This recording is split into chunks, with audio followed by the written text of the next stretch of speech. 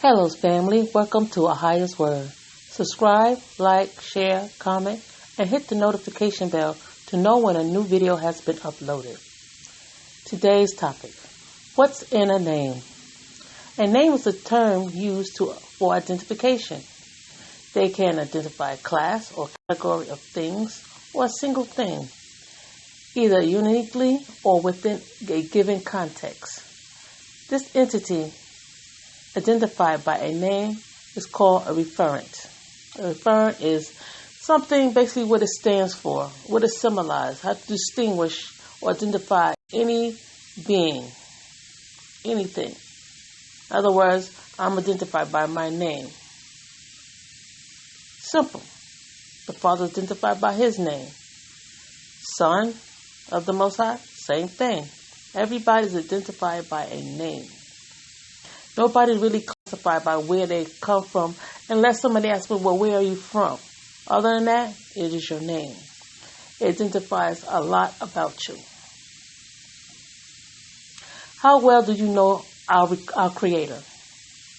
And Yukanan 10:15 says, as the Father knoweth me, even so know I the Father. In other words, we should know the Father. We should know His name. Stop giving Him 50 million names. He likes all the names, but it's one He prefers above all names. And that's the name we should be calling Him by. Not only out of love, but out of respect. Let's go further. John chapter 10, verse 27. My sheep hear my voice, and I know them, and they follow me. In other words, He said not only you should know Him by His name, but you should also know when you hear His voice. You should know that I am talking to my Father. And a lot of us assume that we know the Father's voice every time. And don't think Satan or Hasatan is not going to try to fool you by trying to sound like the Father. But if you don't know the Father by His name or by how He operates, you can be easily fooled. What the Most High says in Scriptures about a name, importance, and why. In Proverbs 22:1, a good name is rather to be chosen than great riches, and loving favor rather than silver and gold. Isaiah 62:2, and the Gentiles shall see thy righteousness, and all thy king glory, and thou shalt be called by a new name, which the mouth of the Most High shall name. In other words, the name is so important. You rather have it, or the Father gives you that, rather than give you silver and gold. Why? Because you take that name with you even when you leave this world. You cannot take silver and gold when you leave this world. Anything of this world, like silver, gold, and all those things, you cannot take with you. You don't even take your own body with you. But that's just a sample I'm giving you. Why does the Most High gives or change His name? The Most High gives and or change His name because names have meaning and the purpose and plans the Most High have for you. I'll give you a sample. Whatever Satan's name was, he's now got Satan, or properly known as in Hebrew as Hasatan. He is an angel, a fallen one, who resides in heavenly realm before being thrown out. Hasatan means accuser or adversary, and he wants to be like the Most High. Read in Isaiah chapter 14, verses 12 to 15. This way you know exactly why the Father called people that are wicked one name, because that is their purpose, to be wicked. And why they call other people for a righteous name, because the purpose is what they are serving for the Father. When the Most High gives a name for His people to call Him, it conveys His dominion over all things, the source of His power, His eternal nature. The Most High is self-sufficient, self-sustaining, Ruach, or Spirit, who was, who is, and will be. Does the Most High give you a name? The Most High has given you a name. Don't be surprised. If you read and understand and believe and obey His word, chances are the Most High will tell you or have already told you your name as well. The truth is, the Most High grace and mercy changes everything about us. When you accept Him, you are no longer the old person. In other words, we are brand new, no longer identifying with the person we once were but we transforming into His likeness. In other words, we're becoming more like the Most High without being the Most High. Here are some names or new names the Most High gave His people. Abraham to Abraham, Sari to Sarah, Jacob or Jacob to Yasharella or Israel, and also Samson. A few of the names or new names the Most High gave to His people. When the Most High gives or changes a person's name, it indicates that something new has happened or will happen to that person. A new relationship, a new character quality, a new phase of life. They're ready to take on their purpose. Let's read in Genesis 17, chapter 1, and so on.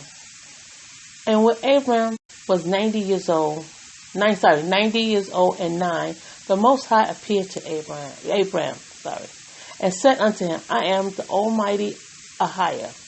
Walk before me, and be thou perfect. I will make my covenant between me and thee, and will multiply thee exceedingly.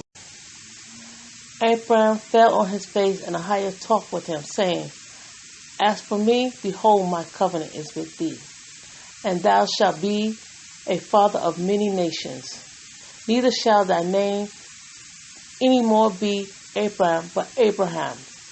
For a father of many nations have I made thee. You see, this is what Abraham means, father of many nations. I will make thee exceedingly fruitful, and will make nations of thee. Kings shall come out of thee.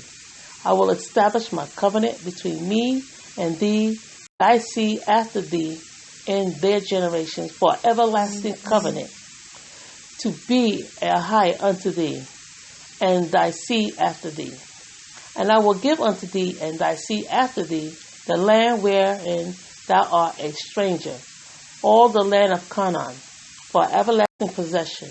I will be there AHAYAH. And AHAYAH said unto Abraham, Thou shalt keep my covenant, therefore thou and thy seed after thee in their generations. When Father says something like that, that's a covenant that's never supposed to be broken. It's not that the Father breaks His covenant. It's that we as people, though as imperfect as we may be, we find excuses to break the covenant. But the Father has not broken His covenant. And I thank Abraham for listening to the Father, knowing that he just said, you know what?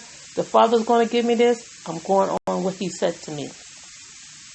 Because when he started having children, he actually started with Hagar. When he had Ishmael became his own nations and had nations come from out of that side. Then he had Sarah, which from Isaac came nation, which called Israel, or people could know as Yasharella.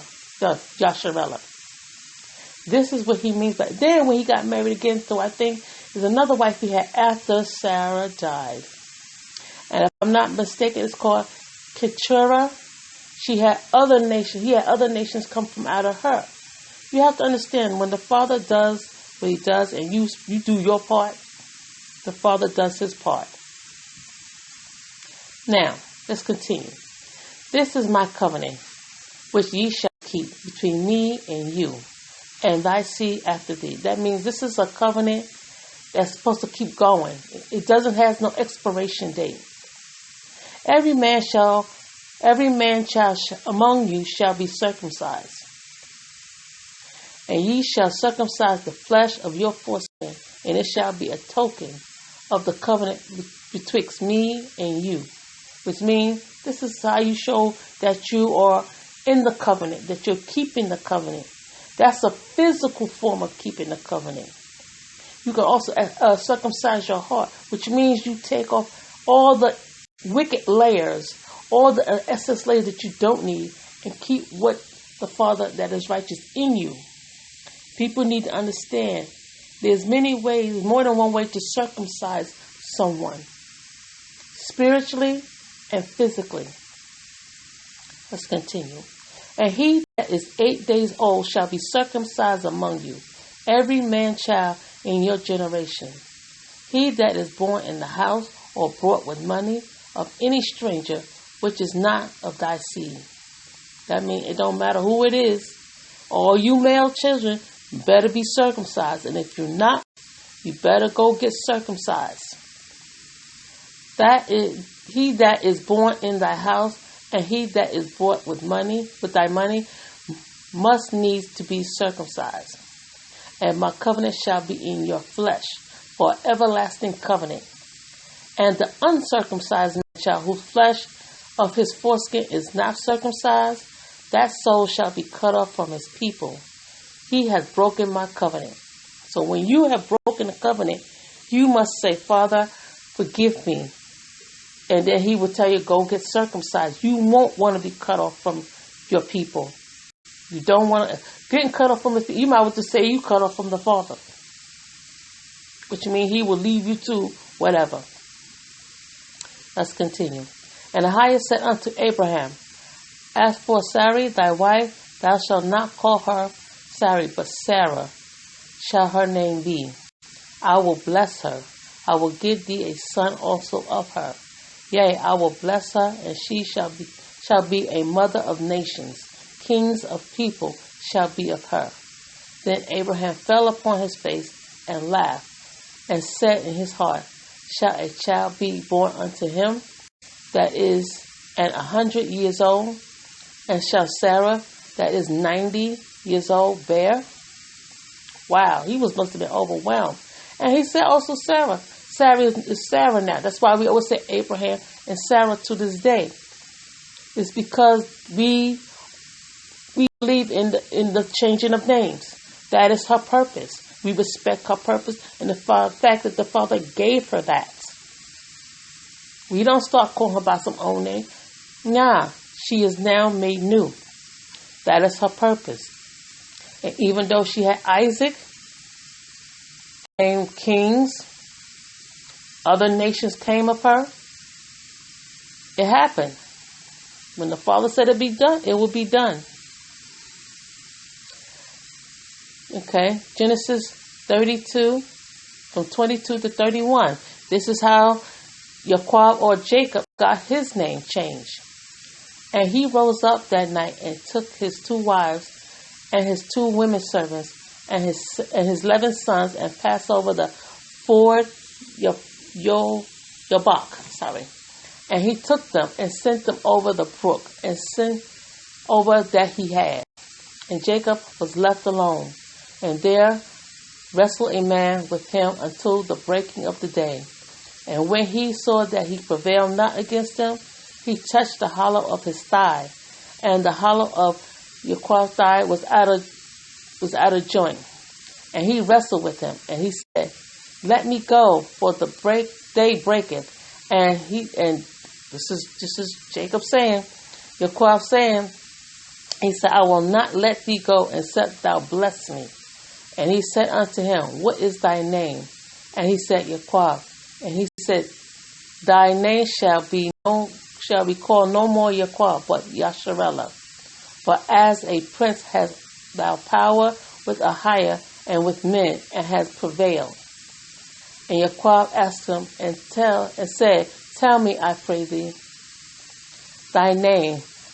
And he said, Wherefore, he asked him, I thought I did it mixed up. And he said, Wherefore it is that thou doest ask after my name. And he blessed him there. And Jacob called the name of the place Peniel, for I have seen AHAYAH face to face, and my life is preserved. As he passed over Peniel, the sun rose up upon him, and he halted upon his thigh. Wow. Because it's supposed to be weird. When you see the Father face to face, nobody lives. But see, this is when you know the Father favors you, and His grace and His mercy is upon you. For the story of Samson, because Samson was one of the people of the Most High that was given the name prior to his birth. You read it in Judges chapters 13 to 16.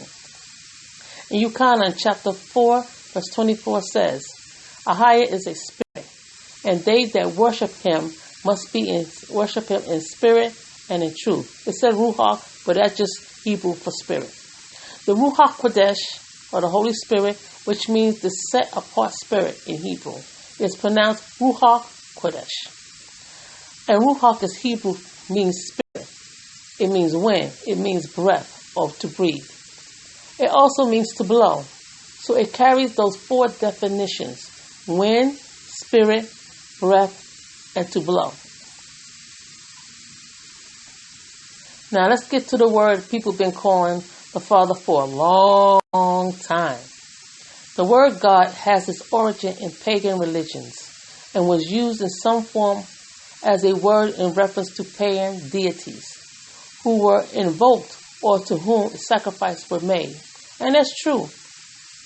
When you look at Roman and Greek, they always say gods and goddesses. And people sacrifice to them. In Foreman's work, it is clearly stated that the origin of the word God derives from pagan religious rites related to sacrifice. In the Greek, the word God is a translation of the word theos, meaning mighty one. This can refer to any person, man, or in some cases, non-man. The context determines the meaning.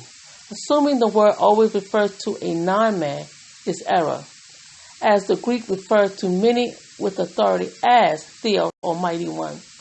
And I may point as a side note, so did the Pharaoh in Egypt. He referred to him as a god. No Greek gods do not exist. No gods exist. This is the only rational conclusion, not simply because of the lack of evidence, but because of the extreme lack of evidence, considering the concept gods. An alternative etymology, if I said it right, if I said it wrong, sorry, for the term God comes from a Proto-Germanic gout, which traces it to the pi root, gauto, pour, derived from the root giut, to pour or pour a libation. The term giut is also the source of Greek kind to pour. Originally, the German root was a neuter noun, which means it has nothing referring to the Father at all. Like I said, Greeks and Romans have always had where they believe in gods and goddesses.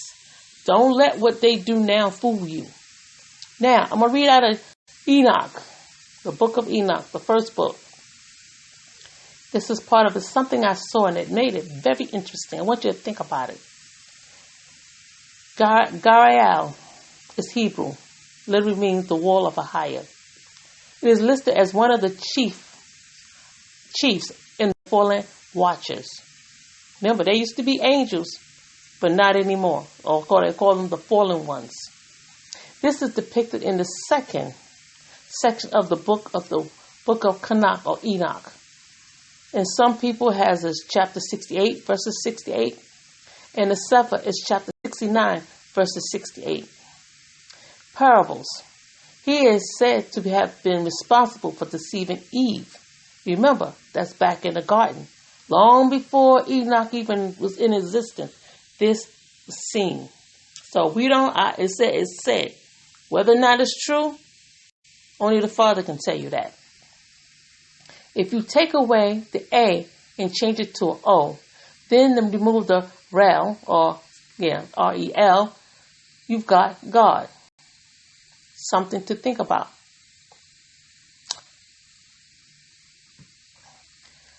God is pagan. In Isaiah chapter 65, let's start with verse 11. But ye are they that forsake AHAYAH, that forget my holy mountain, that prepare a table for that troop, and that furnish the drink offering unto that number. Therefore will I number you to the sword, and ye shall all bow down to the slaughter, because when I called, ye did not answer. When I spake, ye did not hear, but did evil before my eyes, and did choose that wherein I delight not. Therefore thus say AHAYAH, the Most High, Behold, my servants shall eat, but ye shall be hungry. Behold, my servants shall drink, but ye shall be thirsty. Behold, my servants shall rejoice, but ye shall be ashamed. Behold, my servants shall sing for joy of heart, but ye shall cry for sorrow of heart, and shall howl for vexation of spirit. And ye shall leave your name for a curse unto my chosen. For AHAYAH, the Most High, shall slay thee, and call his servants by another name. That he who blesses himself in the earth shall bless himself in the Most High of truth. And he that sweareth in the earth shall swear by the Most High of truth. Because the former troubles are forgotten, and because they are hid from my eyes. For behold, I create a new heavens and new earth, and the former shall not be remembered, nor come into mind.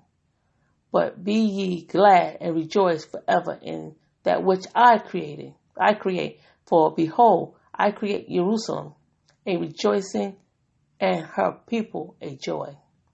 And I will rejoice in Jerusalem, and joy in my people. And the voice of weeping shall be no more heard in her, nor the voice of crying. Excuse me. There shall be no more thence an infant of days, nor an old man that hath not filled his days. For the child shall die 100 years old, but the sinner, being 100 years old, shall be accused. And they shall build houses and inhabit them, and they shall plant vineyards and eat the fruit of them.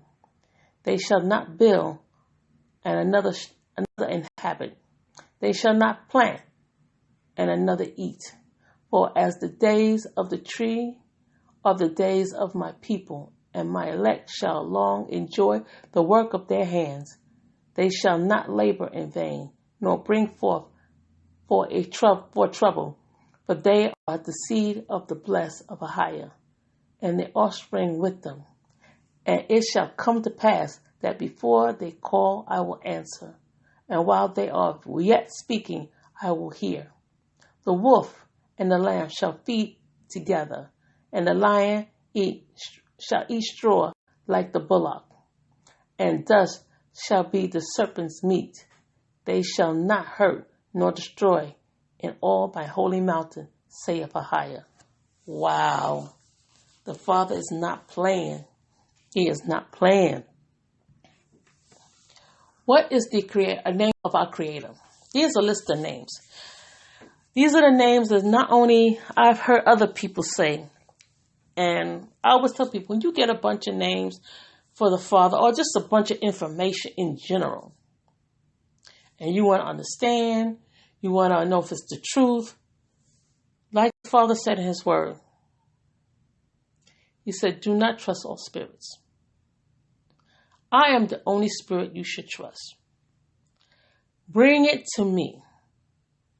Whether you like it or not, it's going to be the truth. Accept the truth so you can be free to not believe no more lies and so forth. That's all I'm going to say.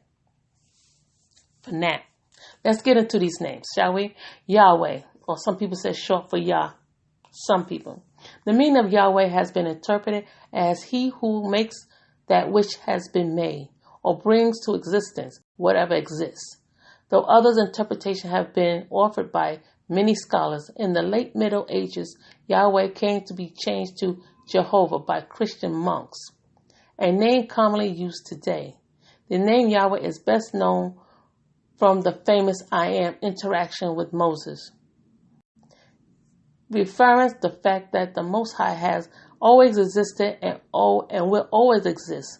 Though this is true, it is also very basic understanding of the meaning Yahweh. In ancient world, names communicated something about person's character, So a name carries much meaning with it.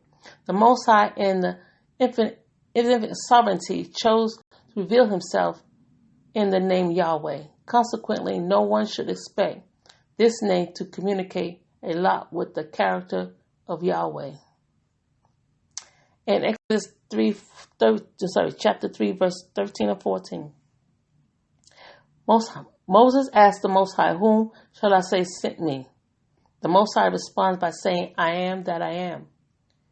You must say to this to the Yasharella, I am has sent me to you. However, it could be awkward for Moses to go to Yasharella and Pharaoh and say, "I am has sent you." So in Exodus chapter 3, verse 15, the Most High revises this phrase and changes it to the third person by saying, "Tell them that he is has sent you." Now I'm a little leery of this, but I'm gonna keep on going. But what I'm gonna say is so far, the letter J, I don't know if they changed to Jehovah or whatever, but I was never sure about this name at all. I'm not gonna lie. And all the time I've been awake, I have never used it. I've heard people use it, but like I tell anybody, always take it to the Most High. Take it to the Most High. You never want to be wrong about his name. I only put this out here to give you the names, some of the names in which the Father has been called by. We already established by those of us who've been truly awakened, God is not it. God is not it. We already established, I'm like, huh? Because we always known that others always use God or goddesses. It is what it is. Let's continue. Let's continue with Yahweh because it has some other stuff here. Now, the word he is comes from the Hebrew root for AHAYAH, which means to be. It is the third person form of this word, he is. That becomes the name Yahweh. Yahwism was the religion of the ancient kingdoms of, it said Judah, Yahuwah,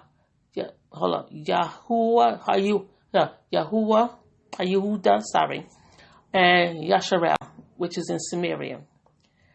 Yahweh was one of the many gods and goddesses of the pantheon of gods in the land of Canaan, the southern portion of which was later come to be called the land of Yasharel or Yasharella. Jehovah or Yahweh or Baal, according to documented secular history. There were many gods that were known to numerous civilizations. The ancient Yasharella civilization was no different. The ancient Assyrians had their gods. Nebuchadnezzar, king of Babylon, had his gods. Even Greeks and Romans had theirs. But who exactly is the sovereign of the ancient Israelites or Yasharella? This is what people always trying to be confused about. The Father is very clear when you get his understanding of his word, his name, or anything you want to know. Please keep this in mind. I'm only giving you the way the Father wants me to tell it to you. Because you must know how to do discernment. You need it now more than ever.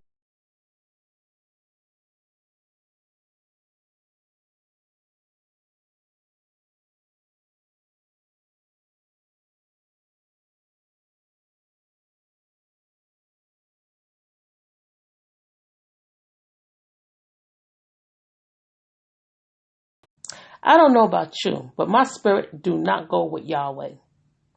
I don't even consider one of his names. He may have many names, and he makes up many names.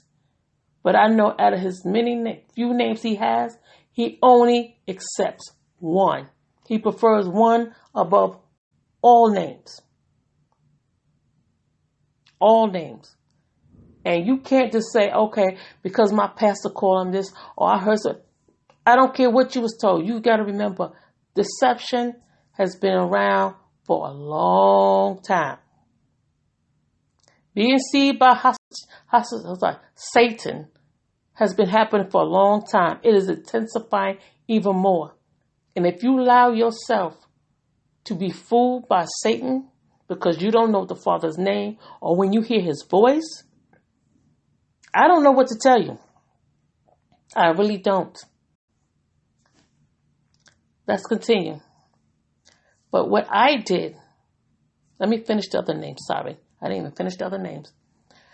Okay, Yahuwah, or some people call him short for Yah as well.